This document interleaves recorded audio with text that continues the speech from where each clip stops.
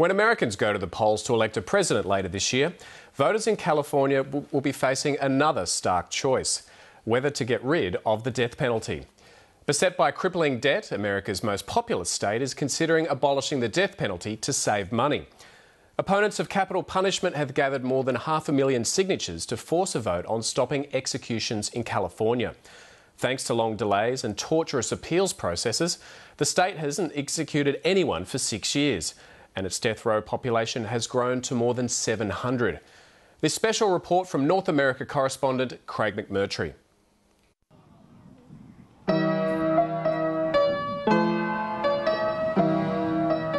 For one family in California's Yuba City, the public debate over the death penalty only brings heartache. It's been 16 years, but no one in this house will ever forget that May afternoon in 1996, when 8-year-old Michael Lyons didn't come home from school. That day changed my life forever.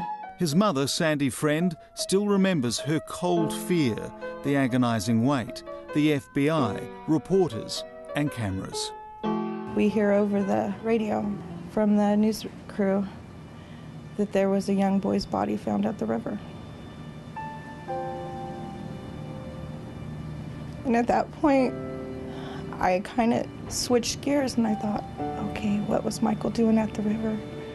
Her son was found partially clothed. He'd been tortured and stabbed with a fishing knife. They told me that that was Michael at the river. And they told us that Michael had been sexually assaulted, that Michael had been murdered.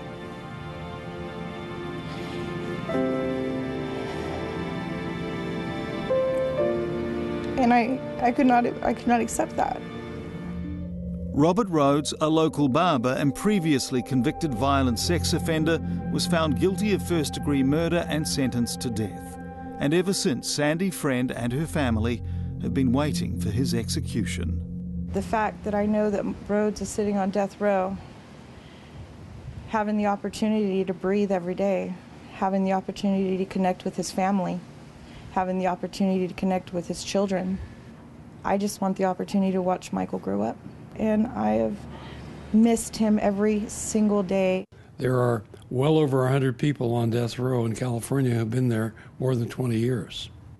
US Court of Appeals Senior Judge Arthur Alarcon prosecuted death penalty cases as a trial lawyer and has presided over them in his long career as a judge. We had a person in Orange County several years ago who, against his lawyer's advice, stood up and said to the jury, "Come back with the death penalty. It's taking him close to 30 years to go through all the court process. Meanwhile, I'll have my own cell, my own television set, and I'll be treated differently than the other prisoners, and I won't have to work for my keep." Thanks largely to a report he co-authored on the staggering cost of capital punishment in California, America's biggest state will, in a few months, decide if it's time to finally terminate the death penalty. The cost of the death penalty since 1978 has been $4 billion. The last execution by lethal injection was carried out back in 2006 at San Quentin Prison.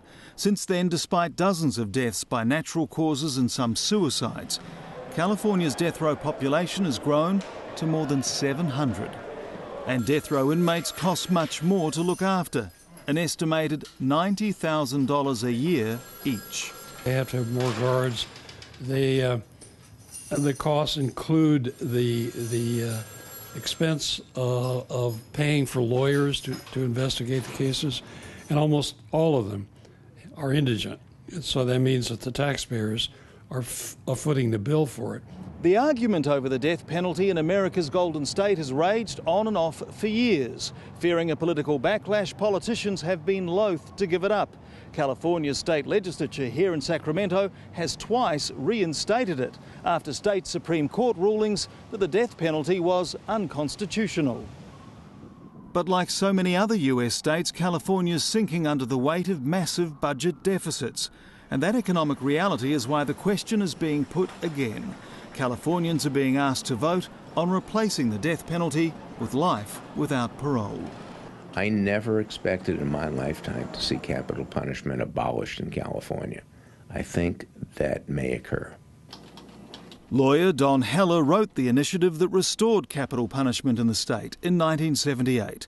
He describes the billions of dollars spent on death row inmates since as insane. Looking back, he says he did his job too well because too many murders became death penalty cases.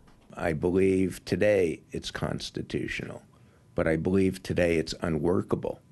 And so it's sad to me that I put in motion this train that is going nowhere but at enormous expense each year. The costs are just a tiny fraction of the state budget, but because the state budget is in crisis, they have decided that this is a good time to try and get this through. Kent Scheidegger heads a non-profit law group fighting to keep the death penalty. He believes the economic argument is skewed and is convinced the system can be salvaged with fewer delays and more lawyers. And with the appeal process exhausted for 14 death row inmates, his group is suing California's Department of Corrections to force it to resume executions. I think we'll be successful. I think the department has a duty to carry out the law, and the law is not being carried out. Justice failed me, and if it failed me, it can fail someone else. Frankie Carrillo is another with a personal stake in this fight. When he was 16, he was charged and convicted of first-degree murder over a fatal drive-by shooting, a conviction that was quashed when witnesses recanted evidence identifying him as the shooter. But that was after he spent 20 long years in prison.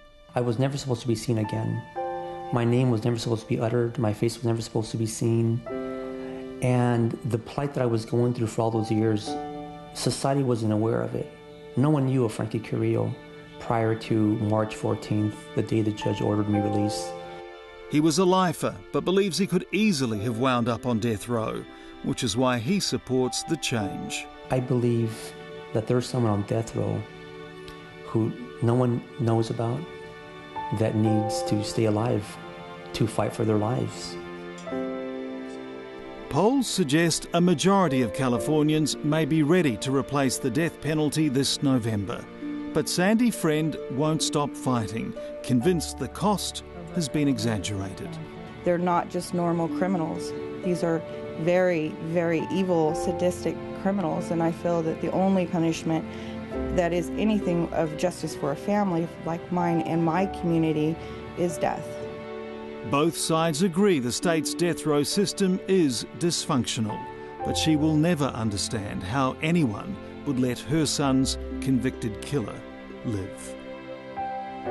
Craig McMurtry, Lateline.